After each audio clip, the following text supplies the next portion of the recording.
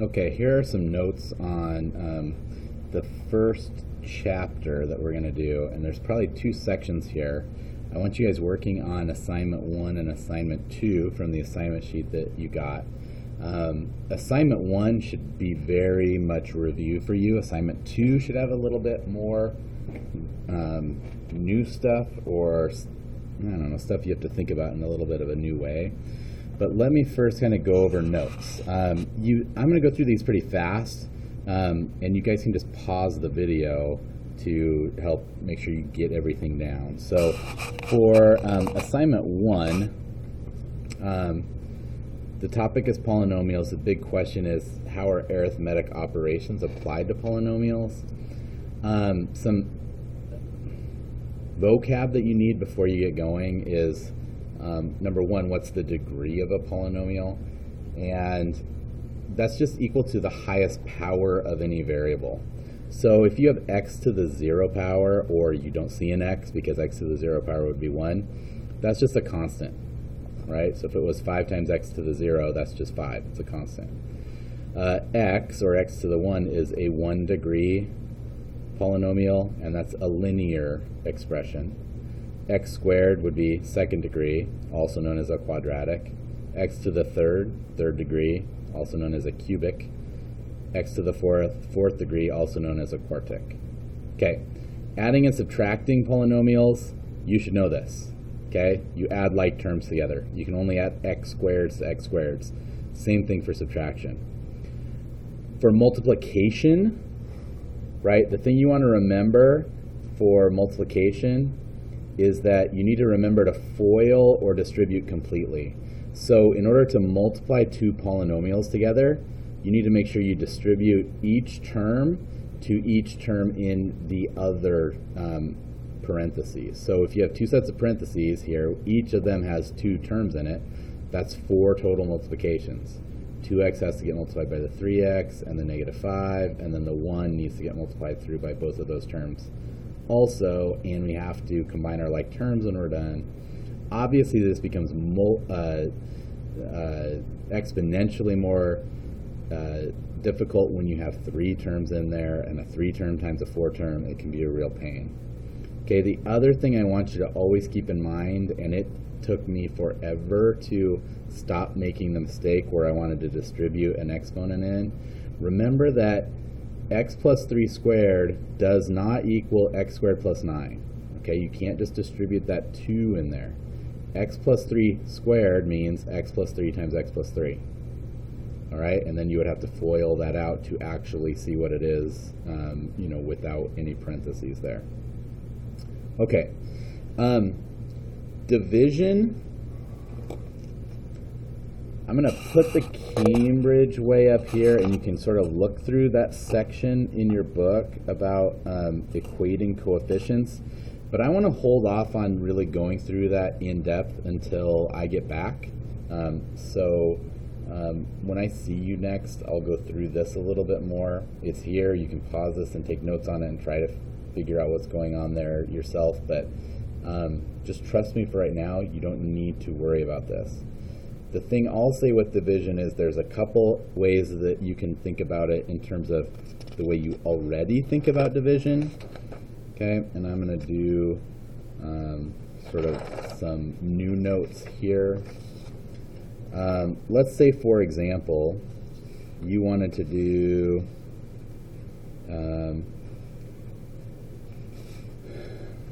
let's say you wanted to do 4x cubed plus 2x squared plus 3, and you want to divide that whole expression by x minus 2. So one reason might be because you think this is a factor of that, and you want to try to see if it divides in there evenly, or that might be what the question is, do this divided by that. So one way you could do it is to just go through and do long division on it. And if you remember how we do long division, the thing we're dividing by goes out here. Oops, x minus 2. And then in here we put the thing that we're dividing into. So that would be 4x cubed plus 2x squared. Now, if we're going to do long division with polynomials, we need to have a placeholder for every descending power of x. So here we need to put a plus 0x, and then we've got this plus 3. Okay? Now, when you're doing long division of polynomials, what you want to do is up here, put something that you can multiply this term by in order to get a first term that will cancel out here. So I want to try to make 4x cubed. What can I multiply x by in order to make 4x cubed? 4x squared. Okay, now when I multiply here, and remember this is its own term, so I have to kind of distribute in, 4x squared times x will be 4x cubed, and then 4x times negative 2 would be negative 8x squared. Now remember, when we're doing long division, we subtract this from what we have up top. Okay, and when I do that here, 4x cubed minus 4x cubed cancels out, I get 0. You need it to. If it doesn't, you did something wrong in what you picked up here. 2x squared minus negative 8x squared is 10x squared. What's the next step in long division? We bring down the next term. So plus 0x. Now I need to think, what can I multiply this by to cancel with 10x squared? Well, plus 10x. 10x times x would be 10x squared. 10x times negative 2 would be negative 20x. I need to subtract that whole thing off. These cancel. 0 minus negative 20 is 20x. Then we bring this down. What can I get to cancel out with the 20x? At 20. When I multiply through, I get 20x. 20 times negative 2 would be negative 40.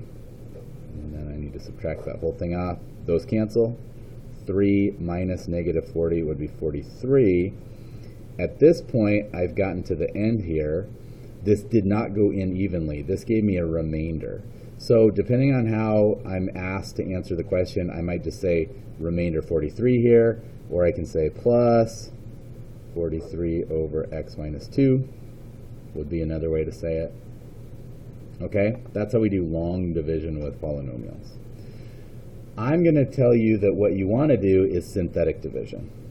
All right, and here's how synthetic division works.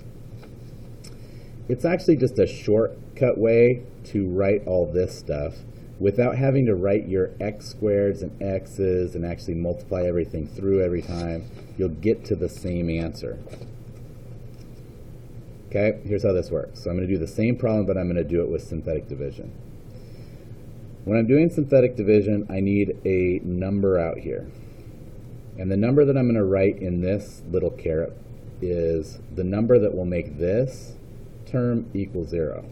In this case, that's 2. Okay, so 2 is the number that I have put out here. Along here, I'm going to put the coefficients of these terms, just making sure that I always have my place values in. So if I just started this as synthetic division from the original problem, I would have to make sure I'm going to put a 0 in here. So these coefficients are 4, positive 2, 0, and positive 3. Okay, then here's how I synthetically divide it. Your first number just gets pulled straight down, 4. Then I do 4 times 2, that gives me 8. Add down, 8 plus 2 is 10. Multiply up, 10 times 2 is 20. 0 plus 20 is 20. 20 times 2 is 40. 3 plus 40 is 43. This gives me the coefficients of my answer.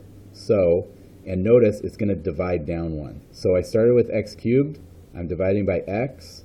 That's going to make this one x squared. It's going to make this one x. It's going to make this one x to the 0. And whatever this last term here is, that's my remainder. Okay, so that's just a way to do this whole problem, sort of shortcut. All right, that is also a way to check to see if something divides into another x, or if one factor divides evenly into here. If this were a factor of that, then this remainder would be 0. Okay, so you can feel free to pause this if you need to go back or rewatch stuff, but that should be enough to get you through assignment 1 for sure. And I will do another video that will help you do assignment 2.